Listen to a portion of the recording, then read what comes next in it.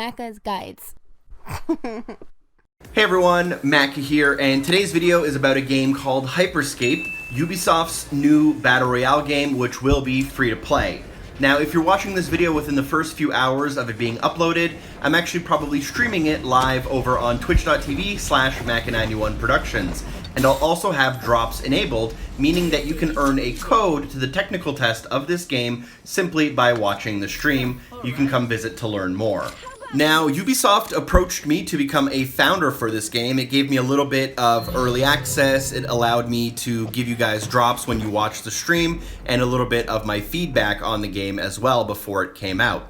And the first question I had personally, and you know this, was when and if this game is coming to console. And although I don't have a 100% definitive answer for you, I would say personally, with very high confidence, that the game will eventually come to console when it's ready, but at the current moment, it is going to be primarily and only available for the PC market until they fine-tune it and get all of that stuff ready. However, most of the gameplay you are watching is with a controller. I played about 8 hours of the game. I did 3 hours on keyboard and mouse and about 5 hours on controller and had a pretty good experience with controller. I was probably even better on controller than I was on keyboard and mouse, but that's just from my own personal practice and abilities. Now, you're watching the gameplay and you're probably making a couple of assumptions already. Now, in terms of what this game is most similar to, you're probably going to draw the conclusion that out of all the Battle Royale games, it's most similar to Apex Legends. And it is, although there are a couple of very cool and key differences. You'll notice that the map is very much of a futuristic city map, which kind of encourages a lot of rooftop battles or a lot of really close combat battles in the streets or within the houses. But there's also some really great sightlines for sniping from rooftops as well. And this game is a Battle Royale game, and instead of a circle closing in on a central point, you'll notice that the map kind of closes in little sections, and it kind of digitizes away and falls into the hypersphere, I believe it's called. So it's kind of this cool, like, simulation futuristic style, and it's cool that the zone doesn't necessarily always have to be a circle. There will be pathways that kind of link around buildings and stuff, so it kind of makes it a lot more varied every time you play it. There's also a lot more verticality to the game, in my opinion, than something like Apex, and a couple more key differences are how the weapons work. There are no weapon attachments, there's just weapons, and weapons have levels. You'll pick up a weapon at level 1, and if you pick up the same weapon, it'll upgrade it to level 2, pick it up again, upgrade to level 3, 4, and then 5. And once you reach level 5, it becomes kind of like the golden variant, and each time you upgrade it, something better about it happens. It'll either shoot faster, have more ammo in the clip, or it will do more damage per bullet. So you're definitely it's definitely encouraging you to loot.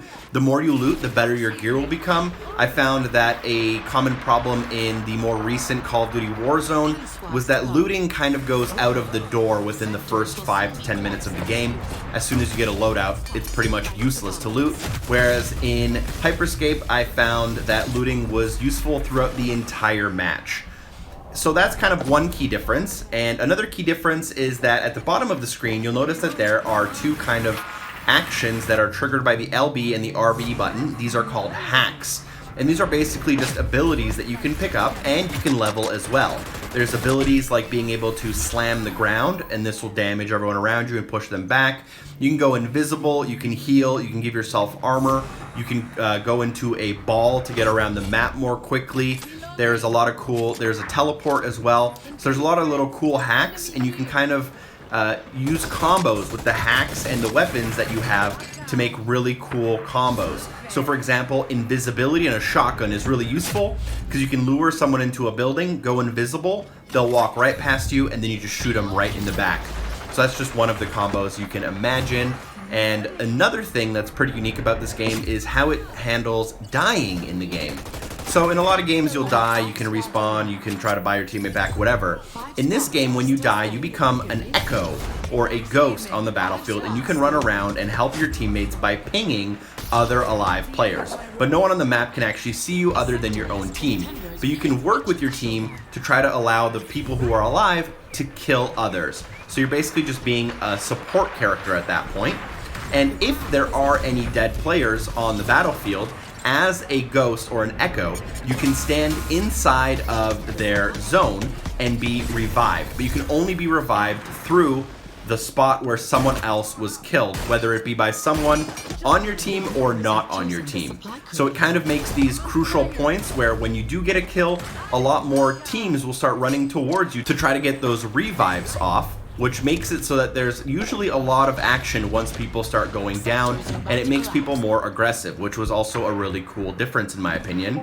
Now, another key difference in the game is at the very end, in the last zone, a crown will spawn, and someone can actually grab the crown, and if you can hold on to it for 45 seconds without dying, you will actually win the game just on capturing the crown. So this is kind of a cool mechanic to not encourage standoffs and also give people who might make the final circle on their own a chance to win just by being really sneaky or really great at moving, for example. I think it's kind of cool that you can win even though you're not the last team alive. You can win by kind of capturing the hill, quote unquote. And then last but not least, the major difference to me was also the Twitch integration. So this game is being made alongside Twitch pretty closely, and what that means is that the viewers will be able to influence the game in a couple of different ways. There will be voting rounds during the game that will change it up. The viewers can vote on things like having low gravity, infinite ammo, or health packs fall from the sky. And that's just a way where the streamer can interact with their audience if they so desire, to try to encourage them to, either pick or not pick something that they want, or they might, want to play as a strategic way. This was kind of cool, but I didn't personally find it to be the best part of the game by any means. Now, last but not least are kind of my personal opinions. I do think this game will be in one of those top 3 positions for most played Battle Royale games, next to the Fortnite and the Warzone. And it being free is obviously a huge plus, so hopefully they get a huge user base right out of the gate. The gunplay feels really tight, the movement feels great, and I think they're a very close step to starting to integrate controller and hopefully get these console ports out. And I did find myself wanting to play the game more and more, wanting to get better at it, trying to win, get a lot of kills. I did find it very addictive, and it did feel fresh enough that I didn't feel like I was just kind of continuing on from a different Battle Royale game that I had already played to death. And that's pretty much what I have to say about Hyperscape. If you have any questions, please let me know in the comments down below, and I'll get a chance to answer all of them.